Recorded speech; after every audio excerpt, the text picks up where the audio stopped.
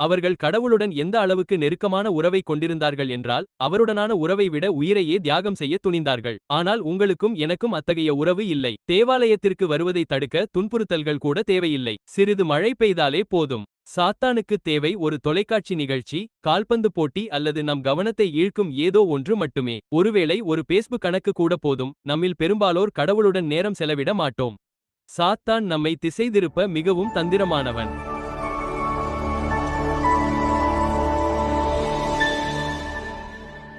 ஞாயிறு சட்டத்தை கொண்டு வருபவர்கள் தீயவர்கள் அல்ல என்பதை நீங்கள் புரிந்து கொள்ள வேண்டும். உலகம் அழிவை நோக்கி செல்வதைக் கண்டு வருந்தும் கடவுள் பக்தி கொண்டவர்கள் அவர்கள். அவர்கள் சீரழிவை காண்கிறார்கள். அவர்கள் வீழ்ச்சியடைந்த ஒழுக்க நெறிகளை காண்கிறார்கள். அவர்கள் ஓரினச் சேர்க்கை மற்றும் கருக்கலைப்புகளை காண்கிறார்கள். அவர்கள் குடும்பங்கள் சிதைவதை காண்கிறார்கள். சமூகத்தின் தற்போதைய நிலையை அவர்கள் காண்கிறார்கள். அவர்கள் பார், நாம் அமெரிக்காவையும் ஐரோப்பாவையும் உலகையும் காப்பாற்ற வேண்டும் என்கிறார்கள். இதை நாம் கடவுளிடம் திரும்புவதன் மூலம் மட்டுமே செய்ய முடியும். மனிதர்கள் எவ்வளவு மதச்சார்பற்றவர்களாகிவிட்டார்கள் என்றால் அவர்கள் கடவுளின் பெயரை வீணாக உச்சரிக்கும் போது மட்டுமே அவரை நினைக்கிறார்கள். இப்போ இன்னுமா இந்த ட்ரூ கலர் ஆப்லாம் யூஸ் பண்ணிட்டு இருக்கீங்க? உடனே டெலீட் பண்ணிட்டு நான் சொல்ற இந்த ஒரு ஆப்பை மட்டுமே அவரை நினைக்கிறார்கள். இப்போது உலகம் நாம் எல்லையை மீறிவிட்டதாக கூறுகிறது. பள்ளிகளில் நடக்கும் துப்பாக்கிச் சூடுகள் மிக மோசமானவை. நிலைமை மோசமாகிக் கொண்டே இருக்கிறது. எனவே நாம் மீண்டும் பழைய நிலைக்கு திரும்ப வேண்டும் என்று அவர்கள் கூறுகிறார்கள். ஆனால் என் சகோதர சகோதரிகளே, தாங்கள் செய்வது நல்லது என்று நினைத்து ஞாயிறு சட்டத்தை கொண்டு வர பலரும் தயாராக இருக்கிறார்கள். ஆனால் ஞாயிறு சட்டம் இயற்றப்பட்ட பிறகு ஒரு செவன்த் டே அட்வென்டிஸ்ட் தயாராவதற்கு மிகவும் காலம் கடந்துவிடும் என்பது உங்களுக்கு தெரியுமா? நம்மில் பெரும்பாலோருக்கு இது கற்பிக்கப்படுவதில்லை. நமக்கு இன்னும் சில மாதங்கள் மட்டுமே உள்ளன. உலகம் முழுவதற்கும் இது இப்போது புரிய வேண்டும். இதற்காகவே இந்த கூட்டம் மான்செஸ்டருக்கு வந்துள்ளது. காலம் கடந்துவிடுவதற்கு முன்பே உங்களுக்கும் எனக்கும் ஒரு வாய்ப்பு கிடைக்க வேண்டும். அப்போதுதான் கடவுளிடம் ஏன் எனக்கு எச்சரிக்கை தரவில்லை என்று நாம் கேட்க முடியாது. அதற்கு கடவுள், பார், நான் உனக்கு எச்சரிக்கை தந்தேனே என்று கூறுவார். நான் உனக்கு ஒரு வாரத்தை கொடுத்தேன். நான் உனக்கு இரவு நேரங்களை கொடுத்தேன். ஆனால் நீ வேலை, விளையாட்டு, சினிமா, ஷாப்பிங், செல்போன் மற்றும் விருந்துகளில் பிஸியாக இருந்ததால் பைபிளை வாசிக்க உனக்கு நேரம் இருக்கவில்லை. சகோதர சகோதரிகளே, கடவுளை ஏமாற்ற முடியாது. ஒருவன் எதை விதைக்கிறானோ அதையே அறுப்பான். நீ உன் காலத்தை உலகத்திற்காக விதைத்தால் உலக இன்பத்தையே அறுவடை செய்வாய். நீ காற்றை விதைத்தால் சூறாவளியையே அறுவடை செய்வாய். என் சகோதர சகோதரிகளே, நான் உங்களிடம் சொன்னது போல இந்த ஞாயிற்றுக்கிழமை சட்டம் நம்மை முடிவுக்கு கொண்டு வரப்போகிறது. இது யூதர்கள், இந்துக்கள், முஸ்லிம்கள், நாத்திகர்கள், ஐயவாதிகள், பௌத்தர்கள் மற்றும் கிறிஸ்தவர்களின் ஒரு போலித்தனமாகும். உலகத்திலுள்ள கிட்டத்தட்ட அனைத்து முக்கிய மதங்களும் ஞாயிற்றுக்கிழமையை ஓய்வு நாளாக மாற்ற முயல்கின்றன. கிறிஸ்தவர்கள் மட்டுமல்ல, நாத்திகர்கள், ஐயவாதிகள், இந்துக்கள், முஸ்லிம்கள் என அனைவரையும் பிசாசு இந்த ஒரே இடத்திற்கு கொண்டு வர முயற்சிக்கிறான். இதெல்லாம் எப்படி வரிசையாக நடக்கப் போகிறது என்பதை நாளை மற்றும் வரும் நாட்களில் நாங்கள் உங்களுக்கு காட்டப் போகிறோம்.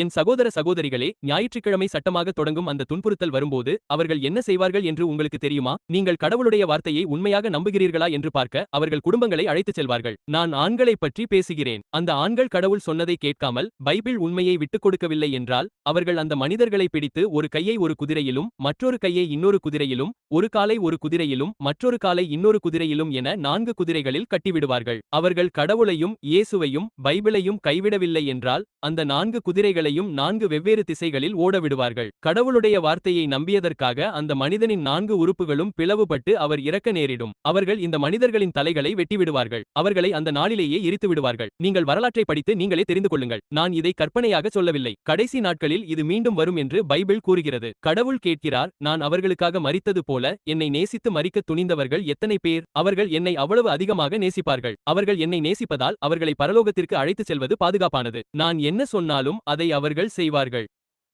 அவர்கள் குடும்பங்களை பிரித்து தந்தையை ஒரு இடத்திலும் தாயையும் குழந்தையையும் வேறொரு இடத்திலும் கொண்டு செல்வார்கள். பின்பு அவர்களை சாகும் வரை பட்டினி கிடத்துவார்கள். அவர்கள் சாவின் விளிம்பிற்கு சென்ற பிறகு குழந்தைக்கும் தாய்க்கும் சூடான உணவை கொண்டு வருவார்கள்.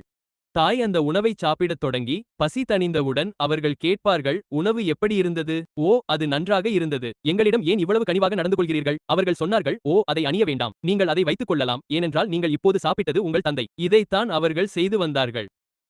தாய் கடவுளை விட்டு விலக மறுத்துவிட்டால் அவர்கள் குழந்தைகளை பறித்து மயக்க மருந்து இல்லாமல் செக்ஷன் அறுவை சிகிச்சை செய்து குழந்தையை நாய்களுக்கு வீசிவிடுவார்கள். அவர்கள் எதிரியால் கட்டுப்படுத்தப்பட்டார்கள். பைபிள் சொல்கிறது, கடவுளுடன் உண்மையான மற்றும் நிலைத்திருக்கும் உறவு இல்லாமல் அவரை நாம் எவ்வளவு நேசிக்கிறோம் என்றால் இயேசு சொன்னதை நம்மால் சொல்ல முடியும். பிதாவே, இவர்களை மன்னியும், ஏனென்றால் தாங்கள் என்ன செய்கிறோம் என்று இவர்களுக்கு தெரியவில்லை என்று சொல்லும் நிலை இல்லாமல் இதை நம்மால் எப்படி எதிர்கொள்ள முடியும் என்று நினைக்கிறீர்கள்? ஏன்? மனிதன் உங்களுக்கு அப்படி செய்ய வேண்டிய அவசியமே இல்லை. ஒருவன் சாலையில் உங்களை வழிமறித்தால் வாக்களித்தால் நீங்கள் அவனை கொல்ல தயாராகிவிடுகிறீர்கள். சகோதர சகோதரிகளே, இந்த தலைமுறை மீது இது நிகழப்போகிறது என்று பைபிள் சொல்கிறது. நமக்கு தேவை கடவுள் மீதுள்ள ஆழமான அன்பு. அதை பற்றி பைபிள் என்ன சொல்கிறது என்றால், பரிபூரண அன்பு பயத்தை மட்டுமல்ல, எல்லாவற்றையும் நீக்கிவிடும். பரிபூரண அன்பு எவ்வளவு பயத்தை நீக்கும் என்று பைபிள் சொல்கிறது? அனைத்து பயத்தையும். நாம் பயப்படுகிறோம் என்றால் அது இயேசுவின் அன்பு நம்மிடம் இல்லை என்பதையே காட்டுகிறது. யாரோ ஒருவர், ஓ, நான் அன்பை பற்றி பேசுகிறேன் என்கிறார். ஆனால் உங்களுக்கு தெரியும், அன்பை பற்றி பேசுவதற்கும் உண்மையில் அன்பை வைத்திருப்பதற்கும் வித்தியாசம் இருக்கிறது. அந்த அன்பை வளர்த்துக் கொள்ள வேண்டிய நேரம் இது. இப்போது நீங்கள் என்ன சொல்கிறீர்கள்? உங்கள் பைபிளில் வெளிப்படுத்தின விசேஷம் புத்தகத்திற்கு செல்லுங்கள். நான் எந்த புத்தகத்தை சொன்னேன்? இது எப்படி வரப்போகிறது என்ற வரிசையை நீங்கள் கவனிக்க வேண்டும் என்று நான் விரும்புகிறேன். இப்போது வெளிப்படுத்தின விசேஷத்தில் இது எப்படி நிகழப்போகிறது என்ற வரிசையை பைபிள் நமக்கு காட்டுகிறது. வெளிப்படுத்தின விசேஷம் 14 இல் இந்த சோதனை வரப்போகிறது என்று சொல்லப்பட்டுள்ளது. இதுவே மிகப்பெரிய சோதனையாக இருக்கும். வெளிப்படுத்தின விசேஷம் 14 க்கு செல்லுங்கள். நீங்கள் அங்கே சென்றதும் ஆமென் என்று சொல்லி எனக்கு தெரியப்படுத்துங்கள். செய்ய வேண்டிய பெரிய வேலை இருக்கிறது,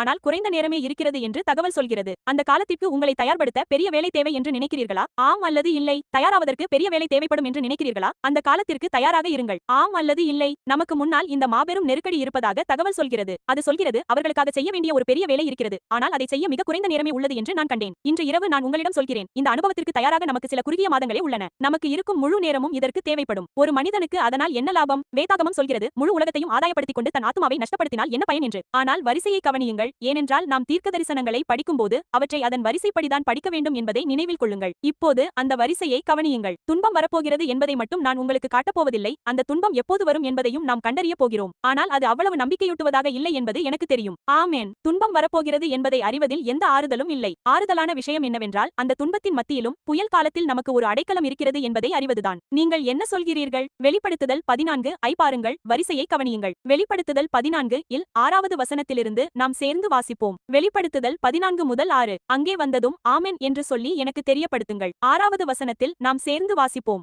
வேதாகமம் சொல்கிறது, பின்பு நான் கண்டது என்ன? வேறொரு தூதன் வானத்தின் மத்தியிலே பறக்க கண்டேன். அவன் பூமியில் வாசம் பண்ணுகிறவர்களுக்கு என்ன செய்ய நித்திய சுவிசேஷத்தை பிரசங்கிக்க வேண்டியிருந்தது? பூமியில் வசிப்பவர்களுக்கு. பூமியில் எவ்வளவு பேருக்கு? நாம் அதை வாசிப்போம். எவ்வளவு பேருக்கு? சகல ஜாதிகளுக்கும், வம்சங்களுக்கும், பாஷைகளுக்கும். மற்றும் என்ன? ஆகவே இதோ உலகளாவிய ஒரு செய்தி. இது ஒரு மதப்பிரிவுக்கு மட்டும் உரியது அல்ல. இது ஒவ்வொரு மதப்பிரிவுக்கும், ஒவ்வொரு மத அமைப்பிற்கும், உலகில் உள்ள ஒவ்வொருவருக்கும், கடவுளை நம்பாதவர்களுக்கும் கூட உரியது. கடவுள் உலகம் முழுவதும் ஒரு செய்தியை தரப்போகிறார். இதனால் நெருக்கடி வரும்போது யாரும் சாக்குப்போக்கு சொல்ல முடியாதபடி இருக்கும் என்று வேதாகமம் சொல்கிறது. இதற்காகத்தான் நீங்கள் இன்று இரவு இங்கே இருக்கிறீர்கள். நீங்கள் இதை இதற்கு முன்பு கேள்விப்பட்டதில்லை என்றால், வேதாகமத்திலிருந்து இதற்கு முன்பு படித்ததில்லை என்றால், இன்று இரவு நீங்கள் வீட்டிற்கு செல்லும்போது நீங்களே வேதாகமத்தை படிக்க வேண்டும் என்பதை அறிந்து கொள்வீர்கள். ஏனென்றால் இது உலகம் முழுவதும் செல்லப்போகிறது என்றும் அதன் அர்த்தம் என்னவென்று நீங்கள் தெரிந்து கொள்ள வேண்டும் என்றும் வேதாகமம் சொல்கிறது. இப்போது இந்த உலகளாவிய செய்தியின் ஒரு அம்சம் உலகம் முடிவுக்கு வருவதற்கு முந்தைய கடைசி நெருக்கடியை பற்றியதாக இருக்கும். 9வது வசனத்தை பாருங்கள். அதில் வேதாகமம் 3ஆம் தூதனின் செய்தி என்று அழைப்பதை வெளிப்படுத்துகிறது. வெளிப்படுத்துதல் 14 முதல் 9. நாம் அதை சேர்ந்து வாசிப்போம். வேதாகமம் என்ன சொல்கிறது?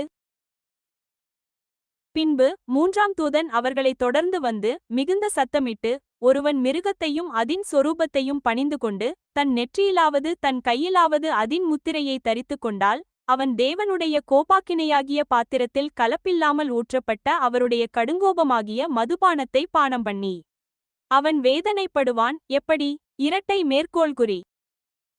பரிசுத்த தூதர்களுக்கு முன்பாகவும் ஆட்டுக்குட்டியானவருக்கு முன்பாகவும் அக்கினியினாலும் கந்தகத்தினாலும் வேதனைப்படுத்தப்படுவான். இந்த 3வது தூதன் கடவுள் மனிதனுக்கு அனுப்பிய மிக பயங்கரமான எச்சரிக்கைகளையும் மிக பயங்கரமான அச்சுறுத்தல்களையும் சுமந்து வருகிறான் என்பது உங்களுக்கு தெரியுமா? அது கலப்பில்லாத, முழு வீரியமுள்ள, நீர்க்கப்படாத ஒன்று என்று அது கூறுகிறது. மது அருந்தும்போது அதை சுவையாக மாற்ற, அதாவது ஜின் மற்றும் வோட்கா போன்ற வீரியமிக்க மதுவை எடுக்கும்போது அதை குடிக்கத்தக்கதாக மாற்ற வேண்டும் என்பது உங்களுக்கு தெரியும். சரி, அவர்கள் என்ன செய்கிறார்கள்? அவர்கள் என்ன செய்கிறார்கள் என்று என்னிடம் சொல்லுங்கள். அவர்கள் அதில் சிறிது பரச்சாறு ஊற்றி அதை நீர்க்கச் செய்கிறார்கள். சில ஆண்டுகளுக்கு முன்பு ஒரு ராப் பாடல் வந்தது. அதன் பெயர் sipping on gin and juice. Sipping on gin and juice. அவர்கள் அந்த வீரியமிக்க மதுவை எடுத்து அதை சுவையாக மாற்ற அதில் சிறிது பழச்சாற்றை சேர்த்தார்கள். அந்த ஆரஞ்சு சாறு என்ன செய்தது என்றால், மனிதன் குடிக்கும்படியாக அதன் வீரியத்தை குறைத்தது. சரி, கடவுளின் கோபமாகிய இந்த மது கலப்பில்லாமல், எந்த சாரும் இல்லாமல் ஊற்றப்படும் என்று வேதாகமம் கூறுகிறது.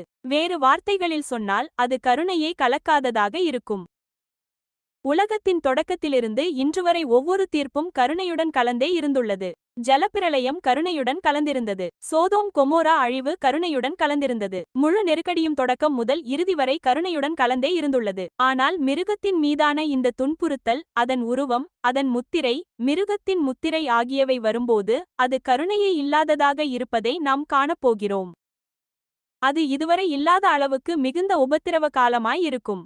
அதாவது அந்த காலம் எது என்பதை நீங்களும் நானும் தெரிந்து கொள்ள வேண்டும். இது உங்களுக்கு புரிகிறதா? ஆனால் நாம் அதை புரிந்து கொள்ள வேண்டுமானால் அதை இந்த வரிசையில்தான் புரிந்து கொள்ள வேண்டும். முதலில் மிருகத்தின் முத்திரை உள்ளது. இதை நீங்கள் கவனிக்க வேண்டும் என்று நான் விரும்புகிறேன். இப்போது கவனியுங்கள். இப்போது நம்மிடம் மிருகத்தின் முத்திரை உள்ளது. மூன்றாவது தூதன் 3 காரியங்களுக்கு எதிராக எச்சரிக்கிறான். 9ஆம் வசனம் அந்த 3 காரியங்களை பற்றி என்ன சொல்கிறது? மூன்றாவது தூதன் எச்சரிக்கும் அந்த 3 காரியங்களை எழுதி வைத்துக் கொள்ளுங்கள். முதலாவது, மிருகத்தை வணங்குவதற்கு எதிராக அது நம்மை எச்சரிக்கிறது. இரண்டாவது, மிருகத்தின் உருவத்திற்கு எதிராக அது நம்மை எச்சரிக்கிறது. எனவே எவனாவது மிருகத்தையாவது அல்லது அதன் யாருடைய உருவத்தையாவது வணங்கினால் என்று அது சொல்கிறது. எதனுடைய உருவம்? மிருகத்தின் உருவம். அல்லது அதன் முத்திரையை பெற்றால். எதனுடைய முத்திரை?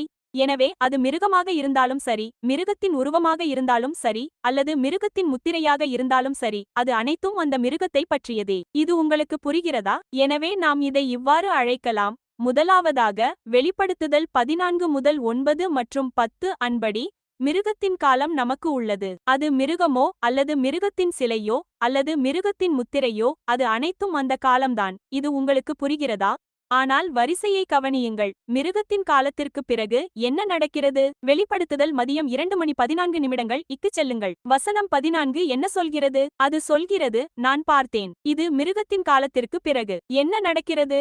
நான் பார்த்தேன், இதோ ஒரு வெண்மையான மேகம், அந்த மேகத்தின் மீது மனுஷகுமாரனை போன்ற ஒருவர் வீற்றிருந்தார். மனுஷகுமாரன் யார்? இவர்தான் இயேசு கிறிஸ்து. எனவே மிருகத்தின் காலத்திற்கு பிறகு மேகத்தின் மீது ஒருவர் அமர்ந்திருப்பார் என்று பைபிள் சொல்கிறது. இயேசு இந்த மேகத்தின் மீது அமர்ந்திருக்கிறார். மனுஷகுமாரன் தன் தலையில் எதை வைத்திருக்கிறார்?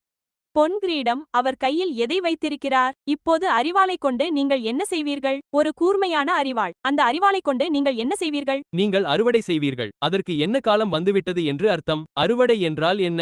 மத்தேயு புத்தகத்திற்கு செல்லுங்கள். நாம் மீண்டும் வெளிப்படுத்துதல் 14க்கு வருவோம். பைபிள் தன்னையே விளக்கிக் கொள்ள வேண்டும் என்று நாம் விரும்புகிறோம். நான் எதையும் சொல்லவில்லை என்பதை நீங்கள் கவனிப்பீர்கள். நான் செய்வது எல்லாம் உங்களுக்கு பைபிள் வசனத்தை கொடுத்து பைபிளையே விளக்கச் சொல்வதுதான். நீங்கள் என்னுடன் உடன்படாமல் இருக்க முடியாது. நான் எதையும் சொல்லவில்லை. நீங்கள் உடன்படவில்லை என்றால் நீங்கள் பைபிளுடனேயே உடன்படவில்லை என்று அர்த்தம். மத்தேயு 13 இல் பைபிள் சொல்கிறது, நீங்கள் அங்கு சென்றதும் ஆமென் என்று சொல்லி எனக்கு தெரியப்படுத்துங்கள். நாம் உடனே வெளிப்படுத்துதல் 14க்கு திரும்பி வருவோம். உங்கள் விரலை அங்கே வைத்திருங்கள். இந்த அறுவடை என்னவென்று நாம் பார்க்கிறோம், ஏனெனில் பைபிள் அதை சொல்கிறது. இந்த அரிவாளும் அறுவடை காலமும் வரப்போகிறது என்று பைபிள் சொல்கிறது. இப்போது மத்தேயு 13 இல் 30வது வசனத்திலிருந்து, அதாவது 24வது வசனத்திலிருந்து கோதுமை மற்றும் களைகள் குறித்த புகழ்பெற்ற உவமையை பைபிள் தருகிறது. நீங்கள் 24வது வசனத்தை குறித்துக் கொள்ளுங்கள். சீடர்களுக்கு அதன் அர்த்தம் புரியவில்லை. எனவே அவர்கள் தனிப்பட்ட முறையில் அவரிடம் வந்து கேட்டார்கள். அது வசனம் 36. பிறகு இயேசு அவர்களுக்கு விளக்கத் தொடங்கினார். வசனம் 36 இல் இருந்து தொடங்குவோம். மத்தேயு மதியம் 1:36, ஏனெனில் உங்களைப் போலவே அவர்களுக்கும் அந்த உவமையின் பொருள் தெரியவில்லை. எனவே அவர்கள் அறுவடை பற்றி கேட்டார்கள். வசனம் 36 இல் பைபிள் சொல்கிறது, இயேசு ஜனங்களை அனுப்பிவிட்டு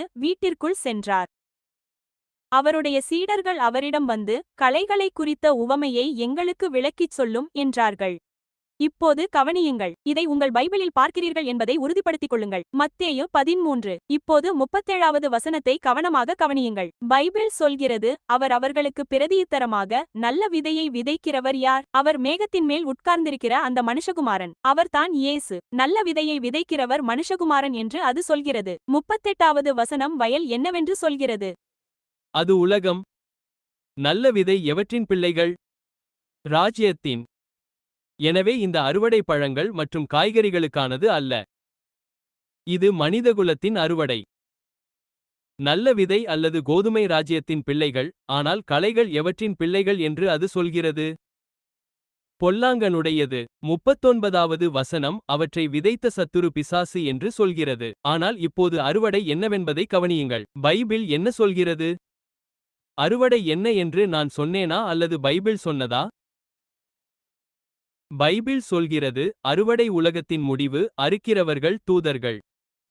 ஆகையால் களைகள் எப்படிச் சேர்க்கப்பட்டு நெருப்பில் எரிக்கப்படுகிறதோ அப்படியே இந்த எவற்றின் முடிவிலும் நடக்கும். எனவே இப்போது நாம் வெளிப்படுத்தின விசேஷத்திற்கு திரும்பிச் செல்வோம். வெளிப்படுத்தின விசேஷம் 14க்கு திரும்புங்கள். எனவே பைபிள் சொல்கிறது, அறுவடை உலகத்தின் முடிவை குறிக்கிறது. இப்போது என்ன நடக்கிறது என்று பாருங்கள். முதலில் மிருகத்தின் காலம் நமக்கு இருக்கிறது. நாம் அதன் வரிசைப்படி இதை பார்க்கிறோம். அது மிருகமாக இருந்தாலும் சரி, மிருகத்தின் பிம்பமாக இருந்தாலும் சரி, அல்லது மிருகத்தின் முத்திரையாக இருந்தாலும் சரி. ஆனால் மிருகத்தின் காலத்திற்கு பிறகு எதன் காலம் வருகிறது? அறுவடை. பைபிள் பைபிள் என்ன சொல்கிறது என்பதை கவனியுங்கள். வெளிப்படுத்தின விசேஷம் 14. நீங்கள் 15வது வசனத்திற்கு செல்கிறீர்கள். இது அறுவடையின் காலத்திற்கு பிறகு. வெளிப்படுத்தின விசேஷம் 14 மற்றும் 15வது வசனம். மனுஷகுமாரன் மேகத்தின் மேல் இருக்கிறார் என்று பைபிள் சொல்கிறது. 14வது வசனத்தில் 15வது வசனம் சொல்கிறது, மற்றொரு தூதன் என்ன செய்தான்? மேகத்தின் மேல் உட்கார்ந்திருந்தவரை நோக்கி உரத்த சத்தமிட்டு ஆலயத்திலிருந்து வந்தான். அவன் என்ன சொன்னான்?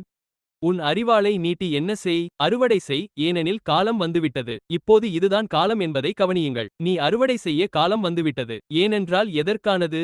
பூமியின் அறுவடை என்னவென்றால்? எனவே பைபிள் நமக்கு முதலில் மிருகத்தின் காலத்தையும் பிறகு எதன் காலத்தையும் சொல்கிறது. இதை உங்கள் பைபிளில் பார்த்தீர்களா? அப்படியானால் வரிசை என்ன? இப்போது நினைவில் கொள்ளுங்கள், நாம் இதை புரிந்து கொள்ள வேண்டுமானால் இதை படிக்க வேண்டும். அதன் எனவே முதலில் மிருகத்தின் காலம், பிறகு அறுவடையின் காலம். அறுவடையின் காலம் எதை குறிக்கிறது என்பதை கண்டுபிடித்தோம். உலகின் முடிவு. இதன் பொருள் என்னவென்றால், மிருகம், மிருகத்தின் பிம்பம் மற்றும் மிருகத்தின் முத்திரை குறித்த இந்த நெருக்கடிதான் உலகம் முடிவுக்கு வருவதற்கு முந்தைய கடைசி நெருக்கடியாகும். இந்த நெருக்கடி ஒரு எல்லையிலான தலைமுறையை குறிக்கிறது என்று அர்த்தம். இந்த நெருக்கடி கடைசி தலைமுறையை குறிக்கிறது. இது உங்களுக்கு புரிகிறதா? எனவே நாம் இன்று இரவு இதை வரிசைப்படுத்த வேண்டும். இன்று இரவு தொடங்கி நாளை நாம் முன்னோக்கி செல்லும்போது இதை முடிப்போம். இந்த மிருகம், மிருகத்தின் பிம்பம் மற்றும் மிருகத்தின் முத்திரை என்ன என்பதை நாம் தெரிந்து கொள்ள வேண்டும். ஏனெனில் உலகம் முடிவுக்கு வருவதற்கு முன் அதுவே கடைசி விஷயமாக இருக்கும். மான்செஸ்டர் இதற்கு அழுத்தம் கொடுக்கிறது என்பது எனக்கு தெரியும். இங்கிலாந்தும் ஐரோப்பாவும் இதற்கு அழுத்தம் கொடுக்கிறார்கள் என்பது அவர்களுக்கு தெரியாமலேயே நடக்கிறது என்று நான் கூறுகிறேன். அமெரிக்கா இதற்கு அழுத்தம் கொடுக்கிறது என்பது அவர்களுக்கு தெரியும். பிசாசின் ஏமாற்று வேலைகளால் உலகம் சூழப்பட்டு வருகிறது. பைபிளை தாங்களாகவே படிப்பவர்கள் மட்டுமே வரவிருக்கும் காரியங்களுக்கு தயாராக இருப்பார்கள். உங்களை பற்றி எனக்கு தெரியாது, ஆனால் இயேசுவை சந்திக்க நான் தயாராக இருக்க விரும்புகிறேன். வெளிப்படுத்துதல் 13 இல் இதை ஏற்படுத்தப் போகும் நெருக்கடியை பற்றி பைபிள் நமக்கு தெளிவாக கூறுகிறது. உலகத்தை இந்த துன்புறுத்தலுக்கு இட்டுச் செல்லும் 2 வல்லமைகளுக்கு தலைவனாக இருக்கப் போகும் அந்த மிருகம் எது என்பதை பைபிள் நமக்கு தெரிவிக்கிறது. வெளிப்படுத்துதல் 13 முதல் வசனத்திலிருந்து கவனியுங்கள். நீங்கள் அதை அடைந்ததும் ஆமென் என்று சொல்லி எனக்கு தெரியப்படுத்துங்கள். வெளிப்படுத்துதல் 13 முதல் 1 இல் பைபிள் என்ன சொல்கிறது? நான் எங்கே நின்றேன் என்று கேட்கிறது. கடற்கரை மணலின் மேல் நின்றேன். கடலிலிருந்து ஒரு மிருகம் ஏறி வருவதைக் கண்டேன். அதற்கு 7 தலைகள் இருந்தன. மற்றொன்று என்ன? 10 கொம்புகள். அதன் கொம்புகளின் மேல் என்ன? 10 கிரீடங்கள். அதன் தலைகளின் மேல் என்ன பெயர்? தூஷணம். எனவே இந்த மிருகம்தான் உலகத்தை ஒரு துன்புறுத்தல் காலத்திற்கு இட்டுச் செல்லும் என்று பைபிள் சொல்கிறது. இதுதான் இதுவரை இல்லாத ஒரு துன்ப காலத்தை கொண்டு வரப்போகும் கடைசி நெருக்கடி என்பதை நாம் காணப்போகிறோம். ஆகவே இந்த மிருகத்தை பற்றி நாம் பைபிளிலிருந்து புரிந்து கொள்ள வேண்டும். இது அர்த்தமுள்ளதாக இருக்கிறதா? என் சகோதர சகோதரிகளே, வெளிப்படுத்துதல் 13 நம்மை சந்தேகத்தில் விடவில்லை. அந்த மிருகம் யார் என்பதை புரிந்து கொள்ளவே முழு அதிகாரமும் கொடுக்கப்பட்டுள்ளது. பைபிள் நமக்கு அடையாளங்களை வழங்குகிறது. பைபிள் அந்த மிருகத்தின் பெயரை நமக்கு தரவில்லை. பைபிள் செய்வது நாம் இங்கே செய்வதை போன்றதுதான். ஒரு நபர் ஒரு கடையையோ அல்லது வங்கியையோ கொள்ளையடித்துவிட்டு தப்பிச் செல்லும் போது யாராவது அவரை பார்த்துவிட்டால், ஆனால் போலீசாருக்கு அவர் பெயர் தெரியவில்லை என்றால், அவர்கள் அங்கிருப்பவர்களிடம் அந்த குற்றவாளியை விவரிக்கச் சொல்வார்கள். நான் சொல்வது சரியா தவறா? அப்போது அந்த குற்றவாளியை பார்த்தவர், அந்த நபர் 6 அடி 2 அங்குலம் உயரம் என்று கூறுவார். அவருக்கு இந்த நிறம் என்று சொல்வார். அவர் சிவப்பு நிற உடை அணிந்திருந்தார் என்று சொல்வார். போலீசாருக்கு அவர் பெயர் தெரியாது, ஆனால் அவர்கள் அந்த நபரை தேடுவதற்கான அறிவிப்பை வெளியிட்டு அந்த அனைத்து அடையாளங்களும் கொண்ட ஒரு நபரை தேடுவார்கள். நான் சொல்வது தவறா? பிறகு ஒருவரை பிடிக்கும்போது அவர் அதே சிவப்பு சட்டை மற்றும் அதே நிறத்துடன் இருந்து, ஆனால் அவர் 5 அடி 2 அங்குலம் உயரம் இருந்தால் அவர் அந்த நபராக இருக்க முடியுமா? இல்லை. அந்த நபர் அனைத்து அடையாளங்களையும் பெற்றிருக்க வேண்டும். அது அர்த்தமற்றது. இப்போது வெளிப்படுத்துதல் 13 இல் அந்த மிருகம் யார் என்பதற்கான அடையாளங்களை வேதாகமம் தருகிறது என்பதை நாம் காணப்போகிறோம். இந்த மிருகம் யார் என்பதற்கான அடையாளங்களை வேதாகமம் தெளிவாக கூறுகிறது. அது மிக தெளிவாக இருப்பதினால் நீங்கள் யாராக இருந்தாலும், உங்களுக்கு வரலாறு தெரிந்தால்,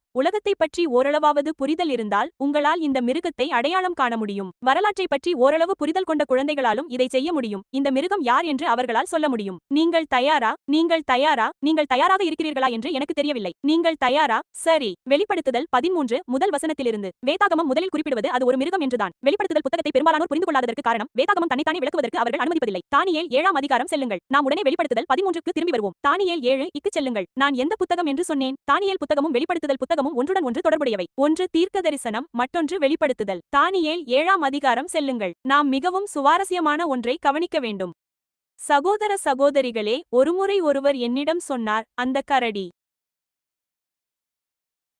ரஷ்யாவை குறிப்பதாகச் சொன்னார். ஏனென்றால் ரஷ்யாவிற்கு கரடி ஒரு சின்னம். வேதாகமம் அப்படி சொல்கிறதா? ஆமாம் அல்லது இல்லை? இல்லை, வேதாகமம் அப்படி சொல்லவில்லை. நாம் நம்பும் அனைத்தும் பாரம்பரியத்தின் அடிப்படையிலோ, ஒரு சபை சொல்வதன் அடிப்படையிலோ, ஒரு மனிதன் சொல்வதன் அடிப்படையிலோ இருக்கக்கூடாது என்பதை உறுதிப்படுத்திக் கொள்ள வேண்டும். நாம் நம்பும் அனைத்தும் வேதாகமம் என்ன சொல்கிறதோ அதன் அடிப்படையில் இருக்க வேண்டும். ஆமென். இதுதான் கிறிஸ்தவ நிலைப்பாடா? இயேசு சொன்னார், மனுஷன் அப்பத்தினாலே மாத்திரமல்ல, எதினாலே பிழைப்பான்? தேவனுடைய வாயிலிருந்து புறப்படுகிற ஒவ்வொரு வார்த்தையினாலும் பிழைப்பான். இதனால்தான் உங்கள் பைபிள்களை கொண்டு வாருங்கள், குறிப்பு எடுங்கள், வசனத்தை பாருங்கள் என்று நான் கூறுகிறேன். இப்போது தானியேல் 7:23 வசனத்திலிருந்து பைபிள் தீர்க்கதரிசனத்தில் மிருகம் என்றால் என்ன என்பதை நாம் அறிய விரும்புகிறோம். முதலாவதாக, மான்செஸ்டரில் மிருகக்காட்சி சாலை உள்ளதா? மிக அருகில் உள்ள மிருகக்காட்சி சாலை எங்கே இருக்கிறது? செஸ்டர். சரி, நீங்கள் செஸ்டருக்கு செல்வதாக வைத்துக்கொள்வோம். அங்கே சென்றால் 7 தலைகளும் 10 கொம்புகளும் கொண்ட ஒரு மிருகத்தை பார்ப்பீர்கள் என்று நினைக்கிறீர்களா?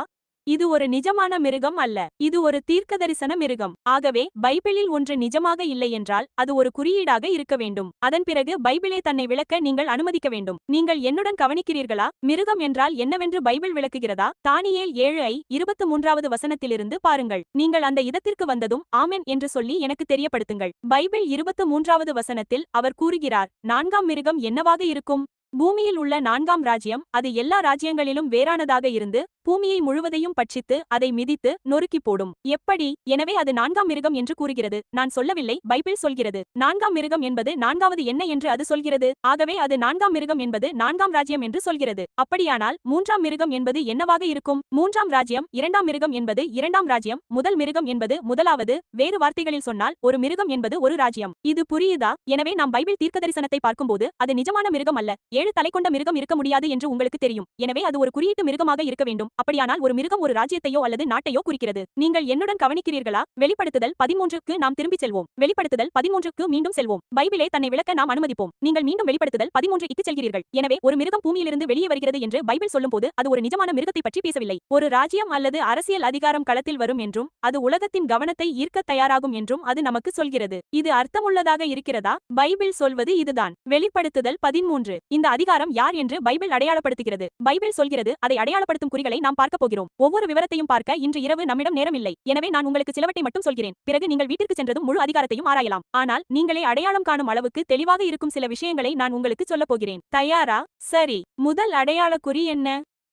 முதலாவதாக, இந்த மிருகம் யாராக இருந்தாலும் இந்த ராஜ்யம் என்னவாக இருக்க வேண்டும்? ஒரு உலக வல்லரசு. இதை நான் எங்கிருந்து பெறுகிறேன்? எனக்கு எப்படி தெரியும்? வேதாகமம் அப்படி சொல்கிறது. வெளிப்படுத்துதல் 13 ஐ பாருங்கள். வெளிப்படுத்துதல் 13 3ஆம் வசனத்தை நாம் ஒன்றாக வாசிப்போம். வேதாகமம் சொல்கிறது, நான் எதை கண்டேன்? அதின் தலைகளில் ஒன்று சாவுக்கேதுவான காயம் பட்டது போலிருந்தது. அதன் கொடிய காயம் என்னவானது? குணமானது. பூமியில் இருக்கும் அனைவரும், எவ்வளவு பேர்? பூமியில் இருக்கும் அனைவரும் ஆச்சரியப்பட்டார்கள்.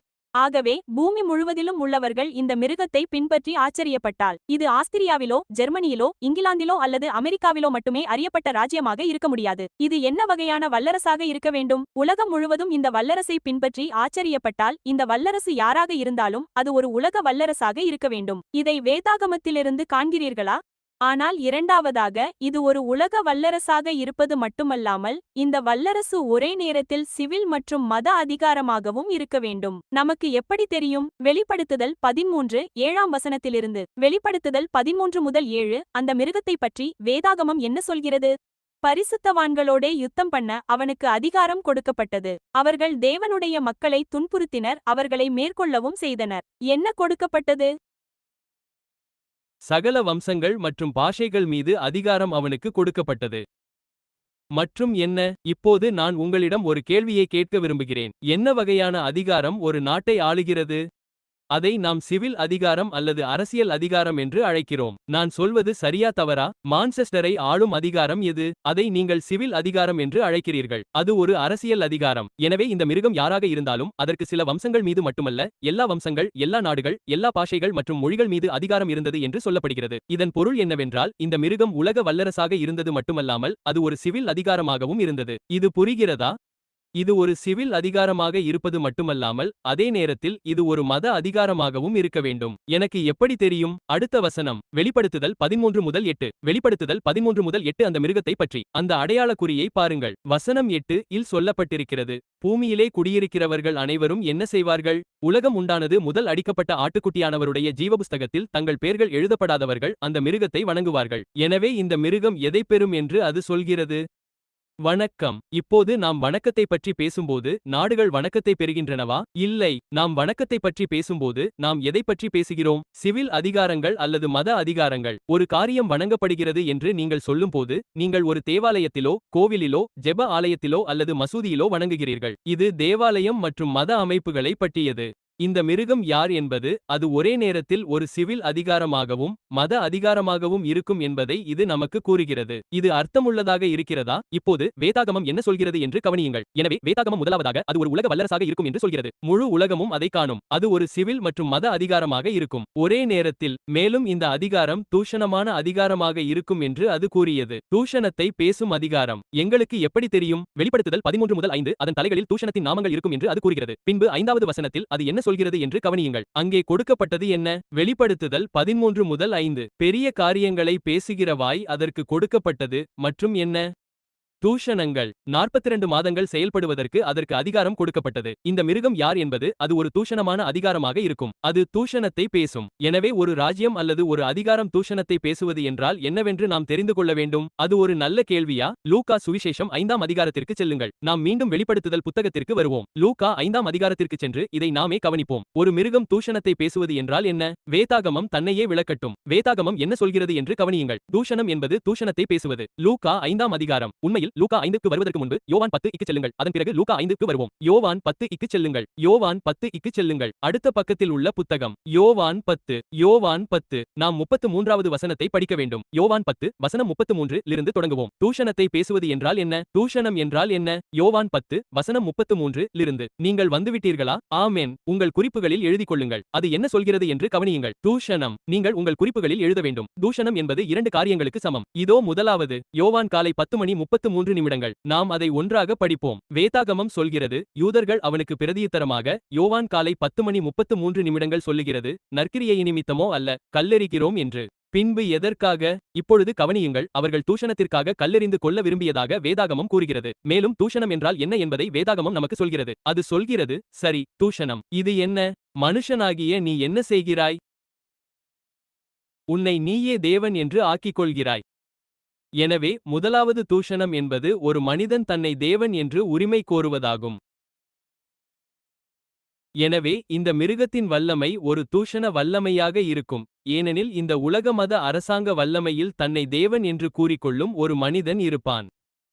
வேதாகமம் அதைத்தான் சொல்கிறதா? தூஷணம் என்பது வேறொன்றையும் குறிக்கும் என்று வேதாகமம் சொல்கிறது. லூக்கா சுவிசேஷத்திற்கு திரும்புங்கள். அது இடது பக்கத்தில் இருக்கும் புத்தகம். லூக்கா அதிகாரம் 5. இந்த வல்லமை தூஷணம் பேசுவதின் அர்த்தம் என்ன? லூக்கா அதிகாரம் 5க்கு செல்லுங்கள். முதலாவது தூஷணம் என்பது தன்னை தேவன் என்று கூறிக்கொள்ளும் மனிதன் என்பதை கண்டறிந்தோம். ஆனால் அதன் மற்ற அர்த்தம் என்ன? லூக்கா அதிகாரம் 5. வேதாகமம் நமக்கு சொல்லும். ஒரு மனிதன் சொல்வதையோ அல்லது ஒரு சபை சொல்வதையோ நாம் கேட்க வேண்டியதில்லை. வேதாகமம் தன்னையே விளக்குகிறது. தூஷணம் என்றால் என்ன? லூக்கா 5:21 வசனத்திலிருந்து. லூக்கா 5 வேதாகமம் சொல்வதை கவனியுங்கள். 21 வசனத்திலிருந்து தொடங்குகிறது. நீங்கள் அங்கு சென்றதும் ஆமென் என்று கூறி எனக்கு தெரியப்படுத்துங்கள். நாம் அதை ஒன்றாக வாசிப்போம். வேதாகமம் சொல்கிறது, நான் வேகமாக செல்கிறேன் என்று எனக்கு தெரியும். இன்னும் சில நிமிடங்கள் உள்ளன. நான் உங்களை வீட்டிற்கு அனுப்ப வேண்டும். ஆமென். உங்களுக்கு இது புரிய வேண்டுமா? நீங்கள் புரிந்து கொள்ள விரும்புகிறீர்களா? லூக்கா காலை 5:21 வேதாகமம் சொல்கிறது, வேதபாரகர்களும் எவர்கள்? பரிசேயர்களும் தர்க்கம் பண்ணத் தொடங்கி, என்ன செய்கிறவன் இவன்?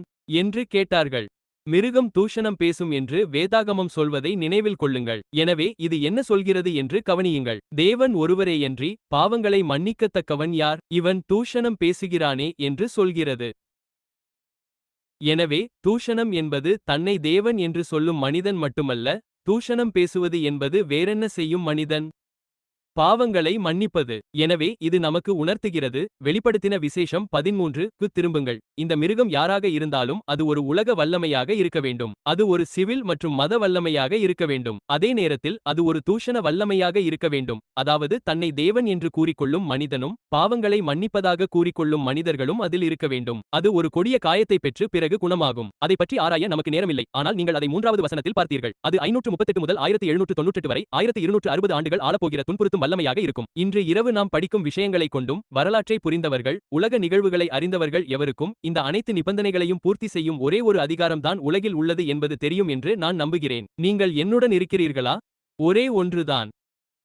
உலகில் அது யார்? இப்போது நான் சொல்வதை கவனியுங்கள்.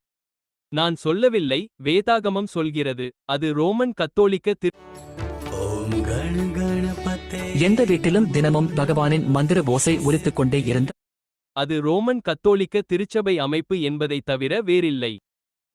இப்போது நான் சொல்வதை கவனியுங்கள். கத்தோலிக்க திருச்சபையில் பல கிறிஸ்தவர்கள் உள்ளனர். இதை நான் அறிவேன், ஏனென்றால் இதை அவர்கள் கேட்டபோது குருக்களையும் கன்னியாஸ்திரிகளையும் என் சொந்த கண்களால் பார்த்திருக்கிறேன். அவர்கள் குருத்துவத்தை விட்டு வெளியேறுவதை நான் பார்த்திருக்கிறேன். வேதாகமம் சொல்வதை புரிந்துகொண்டு கடவுள் மீதுள்ள அன்பினால் இதுவரை சொல்லிக் கொடுக்கப்படாத உண்மைகளுக்காக பட்டம் பெற்ற குருக்கள் குருத்துவத்தை விட்டு வெளியேறுவதை கண்டிருக்கிறேன். கடவுளுடைய வார்த்தையை நம்புவதால் தாங்களாகவே இதை படித்துவிட்டு கன்னியாஸ்திரி வாழ்க்கையை விட்டு வெளியேறியவர்களை நான் பார்த்திருக்கிறேன். கத்தோலிக்க திருச்சபையில் கடவுளை நேசிக்கும் உண்மையான கிறிஸ்தவ உறுப்பினர்களை நான் பார்த்திருக்கிறேன். உண்மையை சொன்னால் கடவுளுடைய உண்மையான கிறிஸ்தவர்களில் பெரும்பாலோர் இதை இதுவரை கேள்விப்படாதவர்களாக கத்தோலிக்க திருச்சபையிலேயே இருக்கிறார்கள் என்பதை நீங்கள் காண்பீர்கள். அதே வேளையில் கடவுளுடைய வார்த்தையை தாங்களாகவே நம்ப விரும்பாதவர்கள் மீதியானவர்கள் என்று அழைக்கப்படும் திருச்சபைகளில் மிகப்பெரிய பிசாசுகளாக இருக்கிறார்கள். ஒரு திருச்சபையில் இதுபோன்ற கூட்டத்தில் நான் கலந்து கொண்டது எனக்கு நினைவிருக்கிறது. அங்கு ஒரு சிறுமி முதல் 2 வரிசைகளில் அமர்ந்திருந்தாள். அவள் அநேகமாக இங்கே இருக்கும் இந்த சிறுமியின் வயதிலேயே இருந்திருப்பாள். சகோதரி, உனக்கு என்ன வயது என்று எனக்கு தெரியவில்லை. அவளுக்கு சுமார் 8 வயது. அவள் குறிப்புகளை எடுத்துக் கொண்டிருந்தாள். அதாவது அவள் மிகவும் தீவிரமாக அங்கே குறிப்புகளை எடுத்துக் கொண்டிருந்தாள். வெறுமனே குறிப்புகளை எடுத்துக் கொண்டிருந்தாள். கடைசியில் அவள் என்னிடம் வந்தாள். அவளிடம் ஒரு கேள்வி இருந்தது. அவள், போதகரே, என்னிடம் ஒரே ஒரு கேள்வி மட்டும் இருக்கிறது என்றாள். இந்த மிருகம் யார் என்பதை நீங்கள் விளக்கி காட்டினீர்கள். அவள், ஒவ்வொரு ரோமன் கத்தோலிக்கருக்கும் இது தெரியுமா என்று கேட்டாள். ஏனென்றால் வேதாகமத்தில் இது மிகவும் தெளிவாக உள்ளது. அவளுக்கு 8 வயது தான் ஆகிறது. அவள் அவ்வளவு தீவிரமாக கவனித்துக் கொண்டிருக்கிறாள் என்று நான் நினைக்கிறேன். நான் அவளுக்கு எதையும் புரிய வைக்கவில்லை. நான் கவனித்துக் கொண்டிருந்தேன். நான் ஓ என்றேன். அவள், எப்படி, வசனம் மிகவும் தெளிவாக இருக்கிறதே என்றாள். நான், கடவுளுக்கு ஸ்தோத்திரம், வசனம் அவ்வளவு தெளிவாக இருக்கிறதா, எப்படி, இரட்டை மேற்கோள் குறி என்று நினைத்தேன். அவளுக்கு பின்னால் ஒரு மனிதர் இருந்தார். அவள் அப்படி சொன்னபோது அந்த மனிதர் எனது பதிலுக்காக காத்திருப்பதை நான் கவனித்தேன். ஒரு மனிதர் இன்னும் கொஞ்சம் நெருக்கமாக வந்து நின்றார். ஆனால் தலையை சற்று பக்கவாட்டில் திருப்பிக் கொண்டார். நான் அவளிடம் உண்மையை சொன்னேன். அவர்கள் நேர்மையான கிறிஸ்தவர்கள் என்று நான் சொன்னேன். ரோமன் கத்தோலிக்க திருச்சபை இதை ஒருபோதும் கற்றதில்லை. ஆனால் அவர்கள் இதை கற்கும் போது அவர்கள் தாங்களாகவே அறிந்து கொள்வார்கள். மேலும் அவர்கள் கடவுளின் வார்த்தையை பின்பற்றுவார்கள். கடவுளுக்கு தன்னுடையவர்கள் யார் என்று தெரியும். மத பிரிவுகளால் அல்ல, அவருடைய வார்த்தைகளை பின்பற்றுபவர்களை கொண்டே அவர் அவர்களை அறிகிறார். அவர், என் ஆடுகள் என் சத்தத்திற்கு செவிசாய்க்கின்றன, அவை என்னை பின்பற்றுகின்றன என்று கூறினார். அவள் கடந்து சென்றபோது நான், உங்களுக்கு தெரியுமா, அவர்கள் மிகவும் நேர்மையானவர்கள் என்று சொன்னேன். அவர்களில் பலருக்கு தெரிந்திருக்க வாய்ப்பில்லை, ஆனால் அவர்கள் அறியும்போது அவர்கள் கடவுளை பின்பற்றுகிறார்கள். பிறகு அவள் அங்கிருந்து சென்றாள். அவள், அது அர்த்தமுள்ளதாக இருக்கிறது என்று கூறினாள். பிறகு அவள் புறப்பட்டாள். எனக்கு பின்னால் இருந்த ஒரு மனிதர், நீங்கள் சொன்னது எனக்கு மகிழ்ச்சி அளிக்கிறது என்றார். அவர், நான் கத்தோலிக்க திருச்சபையில் ஒரு உயர் அதிகாரி என்றார். யாரோ அழைத்ததால் நான் இன்று இரவு இங்கே வந்தேன் என்றார். அவர், ஆனால் இதை நான் இதுவரை கேட்டதில்லை என்றார். அவர், நான் திரும்பிச் சென்று இதை கற்றுக்கொள்ளப் போகிறேன் என்றார். அவர் படிப்பதற்காக நான் அவருக்கு ஒரு புத்தகத்தை கொடுத்தேன். கடவுளின் வார்த்தையை கேட்டு விசுவாசிக்கும் மக்கள் எல்லா இடங்களிலும் இருக்கிறார்கள் என்பது உங்களுக்கு தெரியுமா? இதனால் தான் நீங்கள் இன்று இரவு இங்கே இருக்கிறீர்கள். ஏனெனில் கடவுள் உங்களை நேசிக்கிறார். உண்மை எவ்வளவு கடினமாகவோ அல்லது தெளிவாகவோ இருந்தாலும் கடவுளுடைய வார்த்தை என்ன சொல்கிறதோ அதை நீங்கள் நம்புவீர்கள் என்று அவர் நம்புகிறார். இவர்களே இயேசுவை சந்திக்க தயாராக இருப்பவர்கள். இப்போது இதுதான் ரோமன் கத்தோலிக்க திருச்சபை அமைப்பு. பல கிறிஸ்தவர்கள் உள்ளனர். ஆனால் தன்னை கடவுள் என்று கூறிக்கொள்ளும் மனிதனையும் பாவங்களை மன்னிப்பதாக கூறிக்கொள்ளும் மனிதனையும் கொண்ட அந்த அமைப்பு பிசாசினுடையது. இது அந்திகிறிஸ்து. இப்போது என் சகோதர சகோதரிகளே, இதை பாருங்கள். இந்த அதிகாரம் குறித்து ஒரு ரோமன் கத்தோலிக்க வரலாற்றாசிரியர் இப்படித்தான் கூறினார். நான் இதை உருவாக்கவில்லை. இதில் என்ன சொல்லப்பட்டிருக்கிறது என்பதை பாருங்கள். திருத்தந்தையுடன் போர் செய்வது யாருக்கு எதிராக போர் செய்வது என்று அது கூறுகிறது? கடவுளுக்கு. திருத்தந்தை கடவுளாகவும் கடவுள் திருத்தந்தையாகவும் பார்க்கப்படுகிறார்.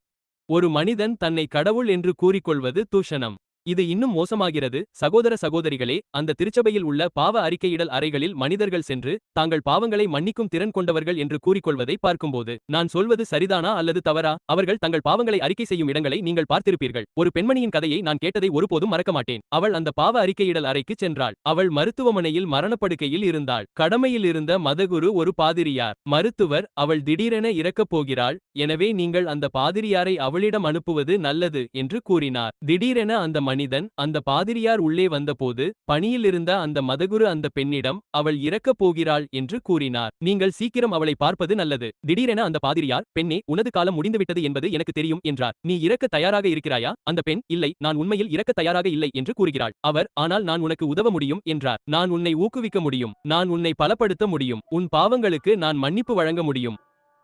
நான் ஒரு பாதிரியார் என்று அவர் கூறினார். உன் பாவங்கள் அனைத்தும் மன்னிக்கப்பட்டுவிட்டனவா என்று அவர் கேட்டார். அந்த பெண், இல்லை, எனக்கு இரட்சிப்பின் உறுதி வேண்டும் என்று கூறுகிறாள். நான் இறக்கும் போது இயேசுவை சந்திக்க தயாராக இருக்க என்னிடம் எந்த பாவமும் இல்லை என்பதை நான் உறுதிப்படுத்த விரும்புகிறேன். பாதிரியார், கவலைப்படாதே என்றார். நான் ஒரு பாதிரியார். உன் பாவங்களை என்னிடம் சொல், நான் உன்னை மன்னிக்கிறேன்.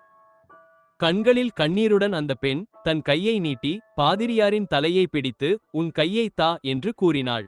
அவள் அவரிடம் ஏதோ ஒன்றை சொல்ல தயாரானாள். அவர் கைகளில் அவள் சரிந்தாள். பிறகு அவள் மூச்சு திணறினாள். அவர், என்ன என்று கேட்டார். அவள், நீ ஒரு போலி என்றாள். பாவங்களை மன்னிக்கக்கூடிய ஒரே மனிதனின் கைகளில் ஆணித்தழும்புகள் இருக்கும். பார், இயேசு கல்வாரி சிலுவைக்கு சென்றார். அவர் மரித்தார், இரத்த துளிகளை சிந்தினார், ஆணிகள் கைகளிலும் பாதங்களிலும் துளைத்தன. அப்போதுதான் அவர் உன் பாவங்களை மன்னிக்கும் உரிமையை பெற்றார். சிலுவைக்கு செல்லாமல் பாவத்தை மன்னிப்பதாக கூறும் மனிதன் இயேசுவின் இடத்தை பிடிக்க முயற்சிக்கும் அந்திகிறிஸ்து. இது பலருக்கு தெரியாது. அவர்கள் அவரை நீதியுள்ள மனிதன் என்று நினைக்கிறார்கள். ஆனால் அந்த போப், சகோதர சகோதரிகளே, வெளிப்படுத்தல் 13ஆம் அதிகாரம் நமக்கு சொல்வதை நாளை இரவு நாம் கண்டறிய போகிறோம். இந்த போப் தான் இப்போது களத்தில் இருக்கிறார். வெளிப்படுத்தல் 13 சொல்கிறது, அது கொடிய காயத்தை பெறும். ஆனால் அந்த கொடிய காயம் குணமடையும். உலகம் முழுவதும் அந்த மிருகத்தை பின்தொடர்ந்து ஆச்சரியப்படும்.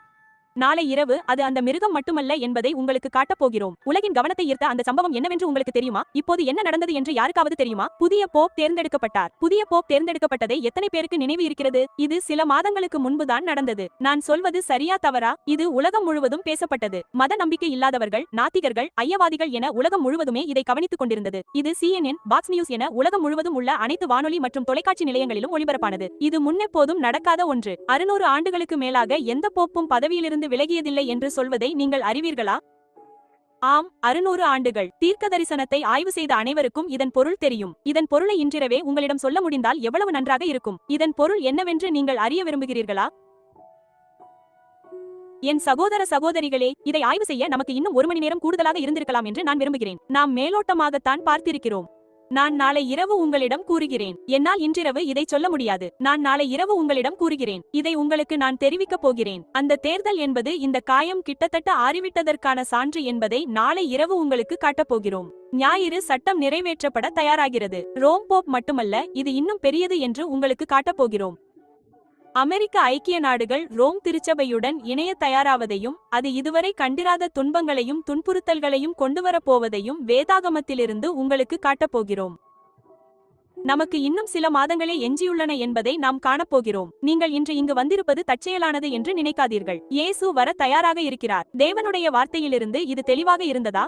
ஆனால் வேதாகமம் இன்னும் முடியவில்லை என்று சொல்கிறது. உங்களை பற்றி எனக்கு தெரியாது, ஆனால் இந்த புயல் கிளம்பும்போது நான் தயாராக இருக்க விரும்புகிறேன். நீங்களும் விரும்புகிறீர்களா? இந்த துன்புறுத்தல் தொடங்கும் போது இறைவனுடன் என் உறவு சரியாக இருப்பதை நான் உறுதிப்படுத்திக் கொள்ள விரும்புகிறேன். அதற்கு ஒவ்வொரு நாளும் காலையிலும் மாலையிலும் நேரம் தேவைப்படும். நாம் வேதாகமத்தை ஆய்வு செய்ய வேண்டும். தொலைக்காட்சியை அணைக்க வேண்டும். நாம் இவ்வாறு சொல்ல தொடங்க வேண்டும், ஆண்டவரே, என் வாழ்க்கையிலிருந்து எதை நீக்க வேண்டுமோ அதை நீக்கிவிடுங்கள். நான் காலை மற்றும் மாலை ஆராதனை செய்ய வேண்டும். எனக்கு இறைவனுடன் அன்பான உறவு தேவை. ஏனெனில் அன்பு என்னுள் இருந்தால் வரப்போவதைக் கண்டு நான் ஏன் பயப்பட வேண்டும்? இல்லை. ஆனால் உங்களுக்கு இயேசுவை தெரியவில்லை என்றால் பயப்படுவதுதான் புத்திசாலித்தனம். யாரோ ஒருவர், ஓ, நீங்கள் பயப்பட வேண்டிய அவசியமில்லை என்று சொல்கிறார்கள். ஏய், கேளுங்கள். ஒரு நபர் இன்று இந்த அறைக்குள் ஒரு காட்டுப்பாம்பை வீசினால் நீங்கள் புத்திசாலித்தனமாக எழுந்து ஓடுவது நல்லது.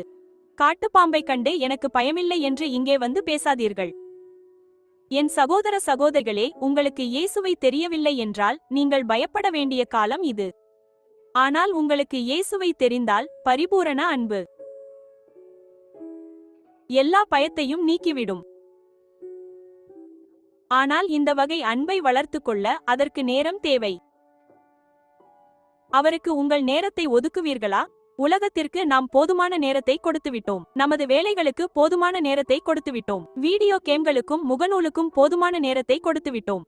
இயேசுவுக்கு நம் நேரத்தை கொடுக்க வேண்டிய தலைமுறையில் நாம் இருக்கிறோம் என்று நான் நம்புகிறேன். அதற்காகத்தான் இன்று இரவு இங்கே வந்திருக்கிறீர்களா? அதற்காகத்தான் நாளை இரவும் இங்கே வரப்போகிறீர்களா? நீங்கள் மட்டும் தனியாக வரப்போவதில்லை. நீங்கள் உங்கள் பைபிள் மற்றும் பேனா, காகிதத்தோடு வரப்போகிறீர்கள். நீங்கள் மற்றவர்களையும் அழைத்து வரப்போகிறீர்கள். ஏனெனில் உலகம் முழுவதற்கும் இதை தெரியப்படுத்த வேண்டும். ஆமென். இன்றே நீங்கள் தொடங்கலாம். இது உறுதியாக நிற்க வேண்டிய நேரம். வேலையிடத்தில் பேச பயந்தால், பள்ளியில் பேச பயந்தால், உலகில் அல்லது சபையில் பேச பயந்தால், சகோதர சகோதரிகளே, நீங்கள் கிளம்புவது நல்லது. ஏனென்றால் காலம் கடினமாக போகிறது. நான் இயேசுவை அறிய விரும்புகிறேன். உங்களுக்கும் விருப்பம் இல்லையா? அதுவே இன்று இரவு உங்கள் விருப்பமாக இருக்கட்டும். என்னுடன் சேர்ந்து பணிவுடன் ஜெபிப்பி. நீங்கள் விரும்பும் வகையான படங்களை பார்க்கலாம். ஒருவராக மட்டும் பார்க்க வேண்டிய படங்களை